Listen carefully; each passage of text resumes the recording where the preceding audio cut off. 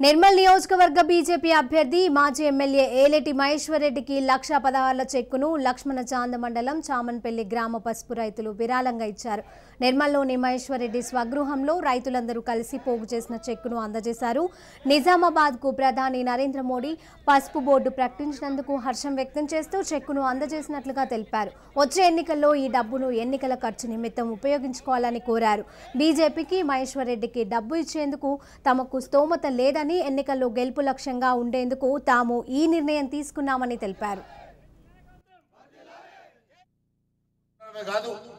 ఖచ్చితంగా ఆ గ్రామ ప్రజలు తీసుకున్నటువంటి నిర్ణయానికి నేను దానికి 1000 రెట్లు నేను రుణపడి ఉండడం కాకుండా వారికి ఖచ్చితంగా న్యాయం చేస్తానని కూడా తెలియజేస్తా ఉన్నాను. అంతేకాకుండా వారు తీసుకున్నటువంటి నిర్ణయం ఈ తరుణంలో ఒక విప్లవాత్మకమైన నిర్ణయం.